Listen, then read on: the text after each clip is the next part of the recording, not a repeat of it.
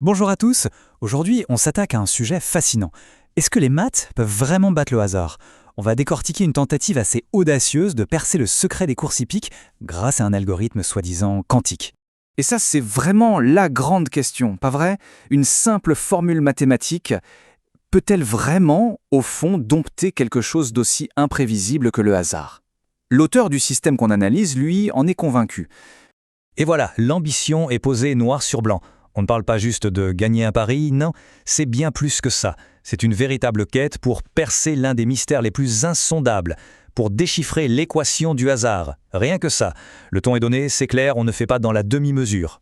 Bon, c'est bien beau les grandes ambitions, mais concrètement, comment ça marche? Eh bien, l'auteur nous parle d'une méthode quantique, un mot qui en impose. Voyons un peu ce qui se cache derrière.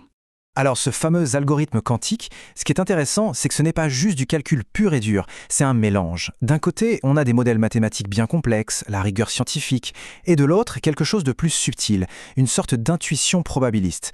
C'est un peu comme si on mariait la puissance brute d'un ordinateur avec une sorte de flair, de feeling, mais un feeling basé sur des chiffres. Et accrochez-vous bien, parce que la promesse qui vient avec, elle est énorme. On nous annonce un taux de réussite théorique de 98%. C'est-à-dire que le système prétend placer au moins un cheval dans les 3 premiers, quasi à chaque fois. 98%. Dans un domaine aussi aléatoire que les courses, c'est une affirmation pour le moins audacieuse. Allez, assez de théorie.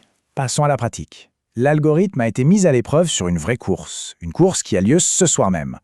C'est le moment où les calculs doivent faire leurs preuves sur le terrain. Alors, le décor, c'est quoi? C'est le Grand Prix du vendredi 13 sur l'hippodrome de Vincennes. Une belle course, du trot attelé, 75 000 € de prix. On a 16 chevaux au départ, tous âgés de 7 à 11 ans, donc des concurrents expérimentés. Bref, c'est pas la course la plus facile à prédire, loin de là. Le défi est de taille. Donc sur ces 16 partants, la machine a fait son tri. Elle a réduit le champ des possibles à seulement 6 chevaux, 6 élus. Voyons voir qui sont ces fameux prétendants et ce que l'algorithme a vu en eux. On démarre avec le numéro 1, Chitchat. Et là, sa musique, pour ceux qui ne sont pas familiers, c'est le résumé de ses dernières courses. Eh bien, sa musique est parfaite. 2 victoires. 1-1. C'est simple, il est en feu. Un candidat très très sérieux, un choix qui coule de source. Ensuite, le numéro 3, Combat Fighter. Lui, son truc, c'est la régularité. Il ne gagne pas forcément, mais il est toujours là, dans le coup. 5e, 4e.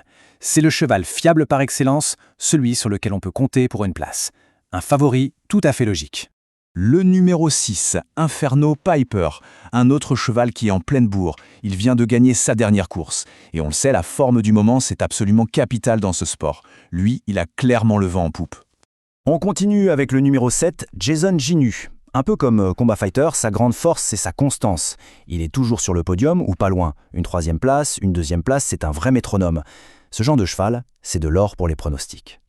Ah, et là, avec le numéro 10, Colbert Whiff, on change de registre. C'est le coup de poker de la sélection. Ce cheval est capable du meilleur comme du pire. C'est Da, dans la musique, ça veut dire disqualifié. C'est le facteur X, l'outsider par excellence. S'il est dans un bon jour, il peut créer la surprise. Et on termine cette sélection avec le numéro 13, Hoche. Lui aussi sort d'une victoire. Donc la forme est là, c'est indiscutable. Ce qui est intéressant, c'est qu'il est présenté avec une cote spéculative. En clair, ça veut dire que s'il gagne ou se place, il pourrait rapporter gros. C'est le bon coup potentiel. Bon, voilà nos 6 champions, nos 6 élus par l'algorithme. Mais la grande question, c'est dans quel ordre? Qui est le favori absolu de la machine? C'est le moment du verdict, le pronostic final. Alors attention, roulement de tambour. En 6e et dernière position de cette sélection, on a le numéro 3, Combat Fighter. En 5e, le coup de poker, le numéro 10, Colbert Wolf. À la 4e place, juste au pied du podium, le numéro 13, Hocher. Sur la 3e marche, le numéro 6, Inferno Fighter. Pour la 2e place, l'algorithme a choisi le numéro 1, Chitchat, celui qui est en feu. Et donc, le grand gagnant, le choix numéro 1 de ce système, c'est le numéro 7, Jason Ginu. Sa régularité de métronome a visiblement payé. Voilà, le pronostic est posé. L'algorithme a rendu son verdict et il est plein de confiance. Mais il y a un mais, et c'est un mais très important. Il faut absolument qu'on prenne un moment pour parler de responsabilité. D'ailleurs, l'auteur insiste une dernière fois, il le dit, il le répète. Ma sélection donne un cheval placé dans les 3 premiers avec un pourcentage très élevé de réussite. C'est une affirmation d'une confiance quasi absolue. Et c'est précisément cette confiance qui rend la diapositive suivante si cruciale. Parce que voilà, la réalité brute, et qu'il ne faut jamais oublier.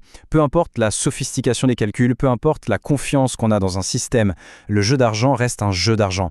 Et ça comporte des risques bien réels. On parle de dépendance, de problèmes graves. C'est le moment où les maths s'effacent devant la réalité de la vie. Ce qui nous amène à la question finale. Si un système, aussi brillant soit-il, est précis à 98%, que reste-t-il dans les 2% qui manquent ? Eh bien, il reste tout le reste. Il reste le sport. Il reste l'aléa, le coup du sort, le grain de sable dans la machine. Ces 2%, ce n'est pas une marge d'erreur, c'est peut-être justement là que réside toute la beauté et toute la magie des courses. C'est la part qui appartiendra toujours au hasard.